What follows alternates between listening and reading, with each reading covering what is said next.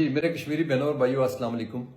میں آج بات کروں گا کہ ایکشن کمیٹی نے کیا کیا غلطیاں کی اور آج وہ کہاں پہ کھڑی ہے اور ان مشکلات کا اگر اس کو سامنا ہے تو اس کی وجہ کیا ہے.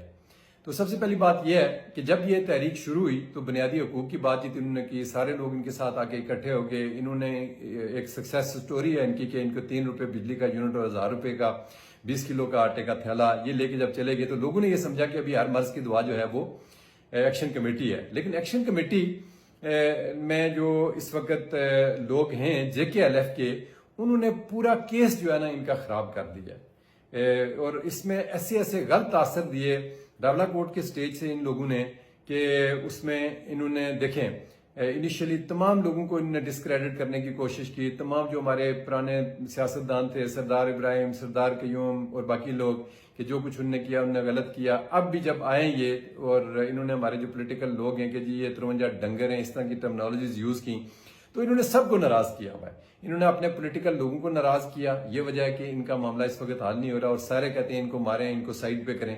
اور اسی طرح انہوں نے آ کے فوج کے متعلق اتنی غلیظ زبان استعمال کی ہے. فوج کو انہوں نے ناراض کیا پاکستانی فوج کو جو ہمارے محافظ ہیں جو ہمیں لک آفٹر کرتے ہیں. اور انہوں نے کہا جی کہ مطلب ایسے لفظ میں کہہ نہیں سکتا جو انہوں نے کہا جی آپ یہاں سے نکل جائیں انڈیا جانے ہم جانے. اور اس کے گورنمنٹ آف پاکستان کے متعلق انہوں نے کہا باڑ میں جائے پاکستان. تو انہوں نے سب کو ناراض کیا ہے. ان ادر ورڈز تو انگلش میں وہ کہتے ہیں رچرڈ نکسن کی بک ہے ان دی ارینا تو اس میں کہتے ہیں those who fight everywhere fight nowhere کہ جو لوگ لڑائی ہر محاذ پہ لڑتے ہیں اس کا مطلب کہیں بھی نہیں ڈال رہے پھر الٹیمیٹلی انہیں ڈیفیٹ ہونا ہوتا ہے ان کو شکست ملنی ہوتی ہے. آپ کسی کو تو اپنے ساتھ رکھیں نا. اس لیے میں نے ریکویسٹ کی تھی کہ آپ لوگوں نے اگر پاکستان اور پاکستان آرمی کے خلاف اس پنڈال کے اندر نعرے لگائے بات چیت کیا تو وہیں پہ آپ اس کی درستگی کر سکتے ہیں. آپ ان کی فیور میں بات کریں ان کی فیور میں نعرے لگائیں. آپ دیکھیں پاکستان کو اور انڈیا کو ایک پلڑے میں نہیں ہم تول سکتے بھائی. ایک طرف جنت ہے ایک طرف جہنم ہے. انڈیا ہمارے لیے جہنم ہے یہ سمجھیں. اور یہ آپ لوگوں نے جو اٹریکٹیو قسم کے سلوگن لگا کے وسائل ہمارے قبضہ تمہارا اور جناب ہماری ماں دھرتی اس کو چھوڑیں یہ کریں وہ کریں یہ اس چیزوں سے ہمارا نوجوان جو ہے وہ بہک گیا ہے. وہ ایک غلط طرف چلا گیا ہے.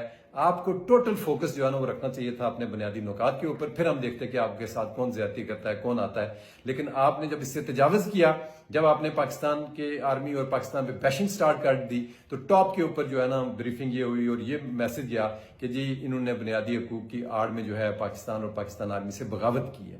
تو یہ بہت ہی خطرناک میسج تھا. اس میسج کے جو جانے کے بعد جو ہے نا آپ کو لوگوں کو ایک بہت اسٹرانگ ریئیکشن جو فورسز کی طرف سے مل رہا ہے. اور فورسز نے بھی کل میں نے آپ کو یہی کہا کہ 3 سال انہوں نے کہا جی ہم نے ان کو برداشت کیا انہوں نے ہر ایک جو ان کی حرکت تھی اس کو ہم نے کیا. لیکن جب یہ باز نہیں آئے تو اس وقت ہم نے دیکھا کہ ان لوگوں کو پھر جو سمجھانے کا طریقہ کا سٹیٹ کا ہے اس طریقے سے ہم ان کو سمجھائیں. تو میری گزارش آپ لوگوں سے یہ ہے کہ اپنی ایک تو زبان کو درست کریں اپنی بات چیت کو درست کریں. اپنی ایروگینس آپ کے اندر نہیں ہونی چاہیے. ڈیسنسی ہونی چاہیے. ڈیسنٹلی چیزوں کو کمیونیکیٹ کریں. پاکستان اور پاکستان آرمی کو اپریشیٹ کریں. ان کے بیشنگ مت کریں اور ایک اچھا پیغام دیتے ہیں. اور ان میں ایک اچھا کمپیریٹیولی مجھے لگ رہا ہے جو عمر نذیر ہے وہ بات چیت جب کرتا ہے تو وہ کوئی بہتر بات کرتا ہے. مطلب زیادہ ایکسٹریمسٹ نہیں ہوتا. وہ بہت ہی بازاری قسم کی لینگویج جس طرح باقی یہ 2 لڑکے یوز کر رہے ہیں وہ اس طرح کی بات چیت نہیں کرتے.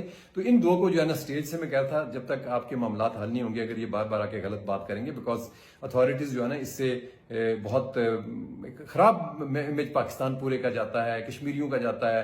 تو انہوں نے کشمیریوں کا امیج بھی خراب کیا پاکستان کا امیج بھی خراب کیا اس تحریک کو بھی خراب کیا.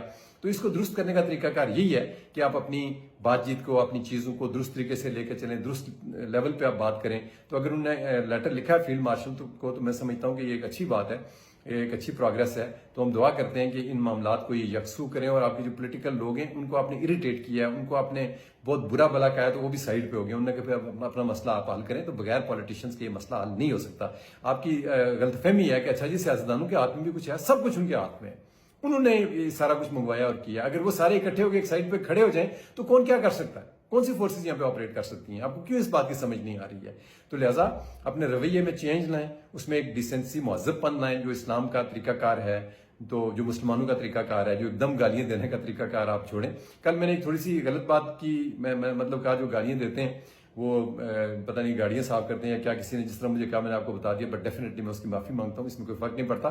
اسی لیے میں ان کو مہران اور عوام کو بھی کہتا ہوں کہ جو غلط باتیں انہوں نے کی ہیں وہ آ کے معافی مانگو یار، کیا فرق پڑے گا؟ آپ کی شان بڑھے گی اس سے، آپ کی پرسنالٹی بڑھے گی اس سے کہ جی ہاں ہم سے یہ غلطیاں ہوئی ہیں، ہم نے غلط بات کی، ہمیں نہیں کرنا چاہیے تھا پاکستان آرمی کے خلاف یہ بات چیت، یہ ہمیں لک آفٹر کرتے ہیں. تو جب آپ کو خود مختار ہونا پڑے گا تو بغیر پاکستان کے خود مختار بھی ہم نہیں رہ سکتے نا. ہمارے سارے یہاں سے روٹس جاتے ہیں، مطلب ساری ہمارے راستے ادھر سے سارا کچھ جاتا ہے. تو پاکستان کے ساتھ ہماری ایک ڈیپینڈنسی ہمیشہ کے لیے رہنی ہے، بینگ نیبر ہم چینج نہیں کر سکتے. تو اس لیے پاکستان کو بھی آپ کو خاطر میں لانا چاہیے، یہ جو ہمارے JKLF کے بھائی ہیں کہ یہ ہمارا بہت